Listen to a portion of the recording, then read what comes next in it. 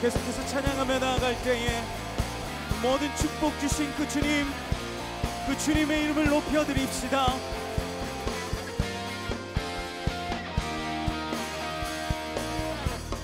주 이름 찬양, 풍요의 강물을 흐르는 부요한 땅에 살 때에 주님 찬양해. 주 이름 찬양, 거칠은 광야와 같은 인생이 걸어갈 때도 주님 찬양해. 모든 축복 주신 주님 찬양하리.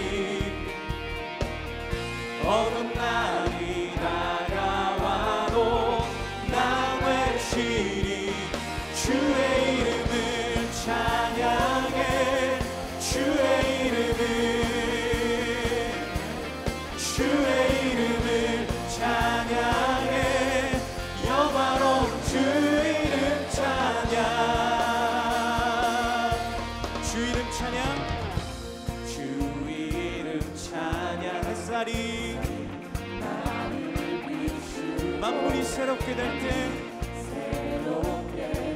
주님을 찬양합니다. 주 이름 찬양, 주 이름 찬양. 가는 길 험할지라도 고통이 따를지라도 주님 찬양해. 모든 축복 주신 주님 찬양하리. 어느 날이 다가와도 난 외치리. 주의 이름을 찬양해. 주의 이름을 찬양해. 영화로운 한 번 더 주의 이름을 찬양. 주의 이름을 찬양해.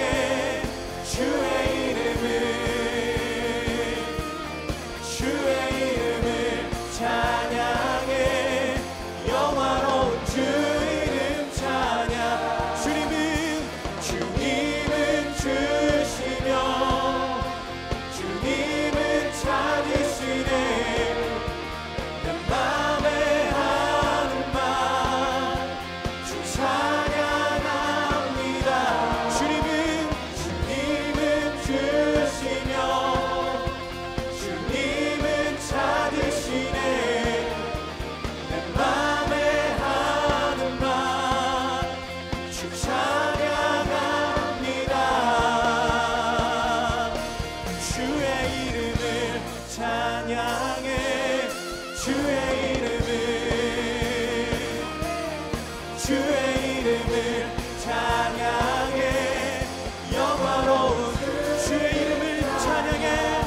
주의 이름을 찬양해.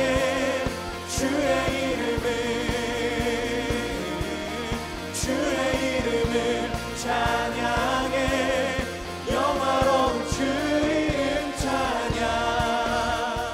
할렐루야 중등부 친구들 환영하고 축복합니다. 여러분이 예배드리고 있는 그 자리가 하나님의 임재와 은혜가 넘치는 자리가 될 줄 믿습니다. 중등부 현장 예배가 계속 드리고 있습니다. 중등부 현장에서 함께 예배할 수 있는 우리 친구들이 됐으면 좋겠고요. 그리고 예배드리고 있는 그 모습을 촬영해서 여기 나와 있는 번호로 보내주시기 바랍니다. 그러면 모든 친구들에게 기프트콘을 선물로 드리도록 하겠습니다.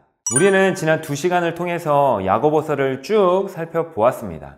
시험과 시련은 그리스도인에게 피할 수 없는 것이다. 그래서 야고보서는 여러 가지 시험을 당하거든 이라고 말하고 있죠.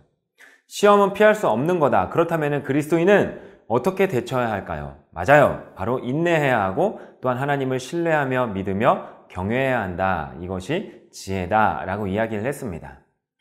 오늘 또 다시 한번 이 시험과 시련에 관하여 이야기를 하고 있는데 우리는 시험이 찾아왔을 때 두 가지 선택을 할 수 있습니다. 그 시험을 견디거나 아니면 그 시험을 포기하거나. 여러분은 어떠한 선택을 했습니까? 그리고 야고보서의 말씀을 듣고 있는 지금 여러분은 어떤 선택을 하겠습니까? 그리스도인에게 시험과 시련은 절대로 저주가 아닙니다. 저주는 우리가 인내하면서 견뎌낸다고 해서 절대로 긍정적인 결과로 나타나지 않습니다. 그러나 하나님이 허락하신 이 시련과 시험은 인내하고 경외함으로 다가간다면 그 끝에는 하나님이 분명히 회복을 주시고 또한 복을 주신다고 이야기를 하고 있는데, 그것이 바로 12절의 말씀입니다. 우리가 12절을 한번 읽어보겠습니다. 시험을 참는 자는 복이 있나니 이는 시련을 견디어낸 자가 주께서 자기를 사랑하는 자들에게 약속하신 생명의 면류관을 얻을 것이기 때문이라. 네, 여기서 말하는 복은 어떠한 복일까요? 시험을 견디면 돈을 많이 버는 축복이 있는 것일까요? 아니면 시험을 견디면 진짜로 시험에서 찍는 것마다 다 맞는 그런 복이 있는 것일까요? 아닙니다.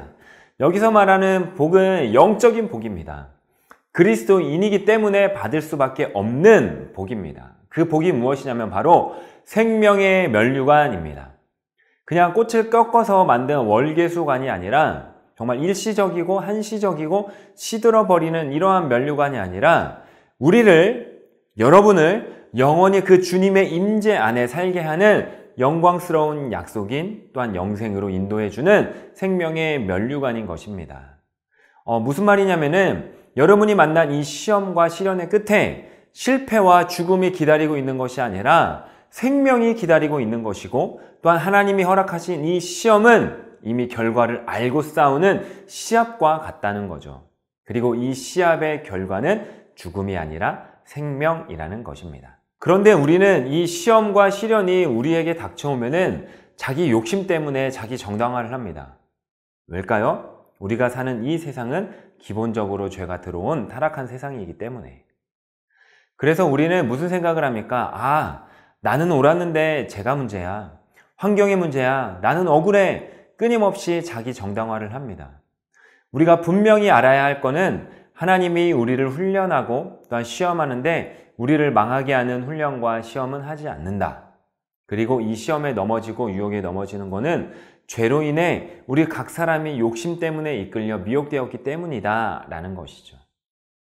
그래서 끊임없이 자기를 정당화할 뿐만 아니라 심하게 자기를 자책할 때도 있습니다. 그래서 나는 정당한데, 나는 올바르게 살았는데 재수가 없어서 그래, 운이 없어서 그래, 나는 문제가 없고 죄가 문제야, 내가 하나님 앞에 잘못된 게 아무것도 없어 라는 착각을 할 때가 너무나 많이 있습니다. 이때 우리가 점검해보고 돌아봐야 할 부분은 나 자신을 돌아보고 또한 내가 하나님의 기준에서 벗어나서 스스로 욕심에 이끌려가지는 않았는가? 이거를 점검해보지 않으면은 시험과 시련 가운데 우리가 인내하고 오래 참고 생명의 열매인 또한 생명의 면류관을 또한 얻을 수 없다라는 것입니다. 뿐만 아니라 15절을 살펴보면은요, 욕심이 잉태한 즉 죄를 낳고 죄가 장성한 즉 사망을 낳느니라. 어느 한 엄마가 아이를 가졌습니다. 네, 이 아이가 아이야 나와라 뿅 하면은 이 아이가 자연적으로 태어날까요? 아니겠죠. 태아가 10달 동안 엄마 뱃속에서 영양분을 공급받고 잘 자라야지만 10개월 만에 빛을 볼 수 있고 또한 세상에 나올 수 있습니다. 그리고 성장을 하며 사람이 됩니다. 죄도 마찬가지입니다. 욕망과 욕심의 씨앗이 우리의 마음 가운데 심겨집니다. 이 욕심과 욕망의 씨앗은 또한 이것은 죄는 아니지만 사탄은 우리를 계속해서 넘어뜨리려 하기에 죄로 자라나게 하는 것입니다. 그래서 이 욕심이 자라서 죄란 열매를 나타나고 또한 이 욕심이 자라서 죄를 낳고 또한 죄가 장성한 즉 사망이 되는, 이것이 죄의 사이클이고 죄의 순환 방법입니다. 욕심, 죄, 사망. 낳고 낳기만 하면 끝, 이게 아니라 성장하고 또한 성장에 이르러 사망에 간다라고 이야기를 하고 있습니다. 욕심, 죄, 사망. 이게 죄악으로 물든 세상에 우리의 욕심으로 미혹되었을 때 일어나는 현상입니다. 그런데 그리스도인은 이 시험과 시련이 있을 때 하나님을 경외하는 지혜로 대하여 시련, 믿음, 순종, 인내, 생명의 면류관, 이 사이클로 선순환이 일어나야 하는 것입니다. 우리가 하나님의 사랑을 의심하고 또한 그분의 선하심을 신뢰하지 않고 우리의 상황에만 집중할 때 우리의 영혼은 점점 시들어 갑니다. 그 결과 시험을 견뎌낼 힘이 사라져 버리는 것이죠. 그리고 이것은 하나님이 원하시는 것이 아니야. 결국 사탄이 이르는 결과에 따라가는 것이고요. 욕심, 죄, 사망을 이르는 결과를 낳게 되는 것입니다. 여러분, 시련 중에 있습니까? 또 광야의 길을 걷고 있습니까? 분명히 기억하시기 바랍니다. 하나님의 선하심을 의심하지 말기 원합니다. 그리고 두 마음으로 갈라지지 말고 한 마음으로 또한 시련의 때에 하나님을 바라보고 이 시련의 끝에 하나님이 부어주실 그 은혜와 복을 기억하며 또한 마지막으로 그 생명의 면류관을 바라보며 나아가는 사랑하는 중등부 친구들이 되기를 주님의 이름으로 소망합니다.